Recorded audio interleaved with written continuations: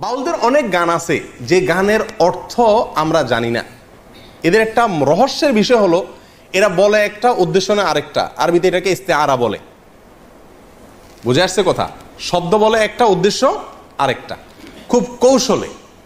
সাধারণ পাবলিক বুঝতে পারে না। অনেক গান আছে আমরা এটাকে আধ্যাত্মিক মনে করি, অনেকে খুব গাই, টেলিভিশনে প্রচার হয়, আমরাও খুব গাই অনেকে, কিন্তু জানি না এই গানের অর্থ কি। তার ভিতরে এক দুটো আপনাদের দেখাচ্ছি। বাড়ির পাশে আরশি নগর, সেটা এক পড়শি বসত করে, আমি একদিনও না দেখিলাম তারে। এই গান শুনছেন আপনারা? এই গান সম্পর্কে বাংলাদেশের বাউল বইতে আমার কথা হলে বলতেন যে আপনি মৌলবী মানুষ, আপনি তাদের বিরুদ্ধে বলবেন।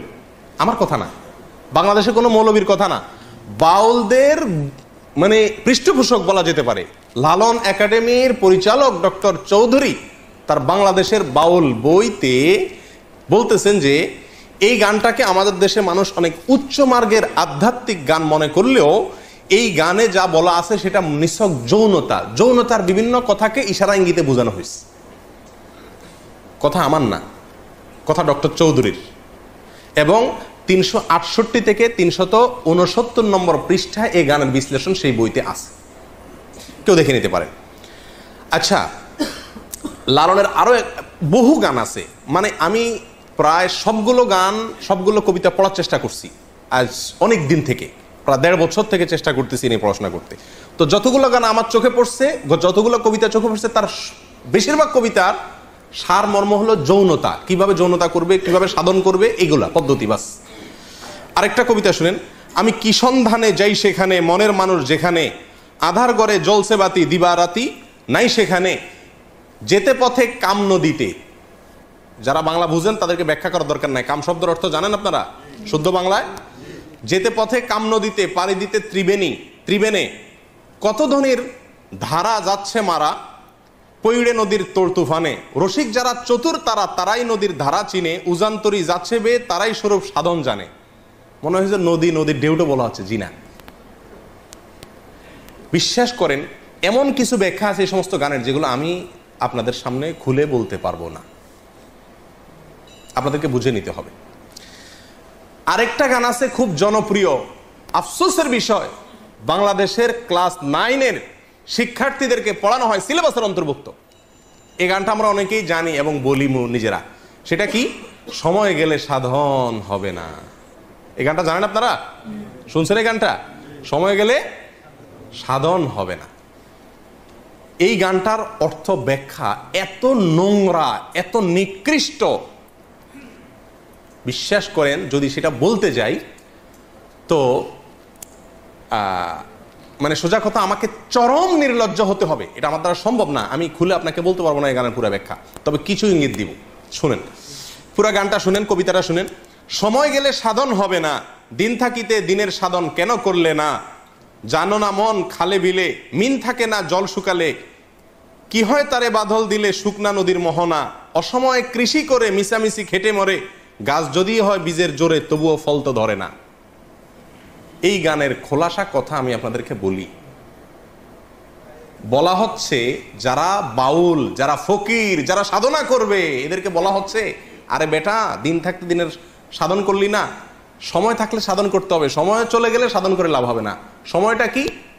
মেয়েদের ঋতুস্রাব, এর আগের সময়টাকে বোঝানো হচ্ছে। ঋতুস্রাবের আগের মুহূর্তে সাধন করতে হবে, ঋতুস্রাব হয়ে গেলে, মাসিক হয়ে গেলে তখন সাধন করলে আর কাজ হবে না।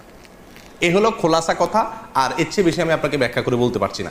এখানে এই গানে যে এই কথাটা বোঝানো হয়েছে, এটা তো আমি দাবি করতেছি মৌলবী না, এটা বাউলদের বক্তব্য। তারাই বলতেছে যে এই গানের এই ব্যাখ্যা।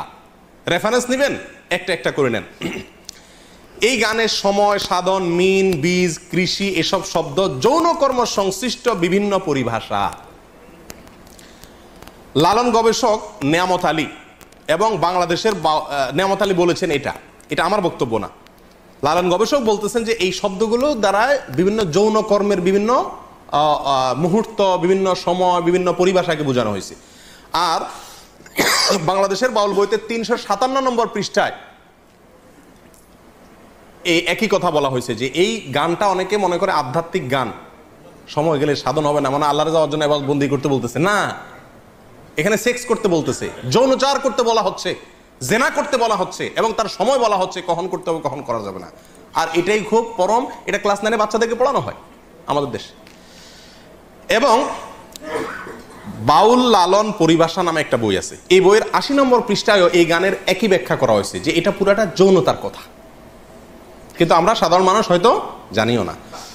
এদের হাজার হাজার যে গানগুলো আছে, এই গানগুলো সম্পর্কে আগেও আপনাদেরকে কিছুটা ধারণা দিয়েছি, এখনো বলছি যে এই গানগুলোর সবগুলাই হলো যৌনতা নির্ভর এবং যৌনতার বিভিন্ন কৌশল, কলা কৌশল, বিভিন্ন পদ্ধতি, সময়, ক্ষণ ইত্যাদি এগুলো সবই সমস্ত গানে বাতানো আছে। সুধীর চক্রবর্তী নামে বাংলাদেশে একজন লালন গবেষক আছেন, বাউল গবেষক আছেন। এই ভদ্রলোকের একটা বই আছে, এই বইটার নাম হলো গভীর নির্জন পথে। এই বইয়ের 14 নম্বর পৃষ্ঠার প্রথম সংস্করণে উনি লিখেছেন যে বাউলদের গান বুঝতে হলে তাদের পরিভাষা বুঝতে হবে, তারা বলবে একটা, উদ্দেশ্য আরেকটা, সাধারণ মানুষ সব কিছু বুঝে না। তো উনি উপমা দিতে গিয়ে বোঝাইছেন যে যেমন আমাবস্যা মানে নারীর ঋতুকাল, যখন মাসিক হয় ওইটার আমাবস্যা। লালনদের কোনো গানে যদি আমাবস্যা হয় তাহলে বুঝবেন নারীর ঋতুকালকে বোঝানো হচ্ছে। বাঁকা নদী মানে হলো স্ত্রীর যৌনি, কুমারী মানে কাম, লতা মানে সন্তান, চন্দ্র সাধন মানে হলো মলমূত্র পান। এরকম তাদের বিভিন্ন ভাষা আছে, পরিভাষা আছে। এগুলো আমার বক্তব্য নয়, সুধীর চক্রবর্তীর বক্তব্য। বইয়ের নাম গভীর নির্জন পথে, পৃষ্ঠা নম্বর 14।